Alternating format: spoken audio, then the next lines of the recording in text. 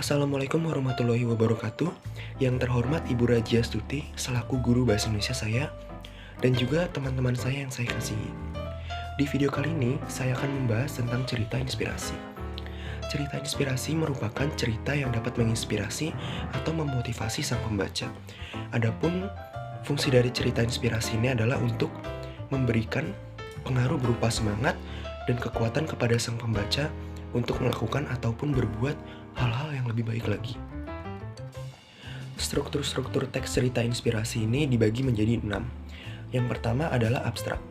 Abstrak ini bersifat opsional, boleh ada ataupun tidak. Abstrak ini merupakan bagian inti dari teks cerita inspirasi. Yang kedua ada orientasi. Orientasi ini berisi tentang pengenalan tema, latar, dan juga tokoh. Tahap orientasi ini merupakan tahap awal dari teks cerita inspirasi. Yang ketiga ada komplikasi. Komplikasi ini berisi tentang masalah-masalah yang dialami oleh sang tokoh tersebut. Yang keempat adalah evaluasi. Bagian ini berisi tentang munculnya suatu pemecahan masalah. Lalu yang kelima ada yang namanya resolusi. Bagian resolusi ini merupakan bagian yang berisi tentang penyelesaian masalah dari masalah yang dialami oleh sang tokoh tersebut. Lalu yang keenam ada koda. Koda ini merupakan pesan moral ataupun pesan amanat yang dapat dipetik dari teks cerita inspirasi tersebut. Sekarang saya akan membacakan teks cerita inspirasi yang telah saya buat. Tak ada yang tak mungkin apabila kita mau berusaha. Inilah yang ditunjukkan oleh Neymar Santos Junior da Silva. Di usianya yang masih tergolong cukup muda, pria ini sudah mampu menjadi pesepak bola ternama di dunia. Neymar Santos Junior da Silva, atau yang biasa kita sebut dengan Neymar Junior, adalah pria asal Brazil yang pada usia 17 tahun telah bergabung menjadi pemain timnas Brazil. Ia berasal dari keluarga yang kurang mampu dari segi ekonomi. Pada masa kecilnya, keseharian Neymar hanyalah bermain bola di jalanan. Karena berasal dari keluarga yang kurang mampu, tak jarang pemain berusia 29 tahun itu harus tidur sekamar dengan ayahnya di rumah kakeknya yang sangat kecil, seperti pada umumnya yang dialami oleh jutaan-jutaan anak miskin di Brazil.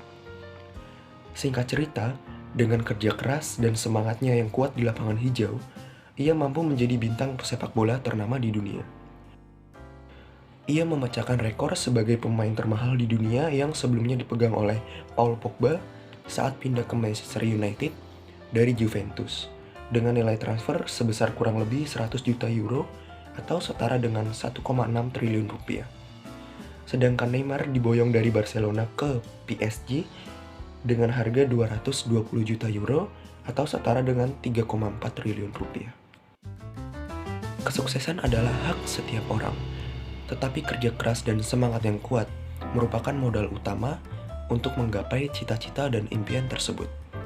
Ungkapan dari teks cerita inspirasi yang saya dapat hanyalah ungkapan simpati, di mana saya merasa bersimpati melihat keluarga Neymar yang sangat miskin sampai-sampai ia harus tidur satu kamar dengan ayahnya di rumah kakeknya. Sedangkan majas yang saya dapat hanyalah majas metafora. Kenapa majas metafora? Karena di cerita yang sudah saya sampaikan tadi, terdapat kalimat yang berisi tentang ia mampu menjadi bintang pesepak bola ternama di dunia. Mungkin cukup sekian dulu pembahasan mengenai teks cerita inspirasi dari saya. Kurang lebihnya mohon dimaafkan. Saya akhiri video ini. Terima kasih. Wassalamualaikum warahmatullahi wabarakatuh.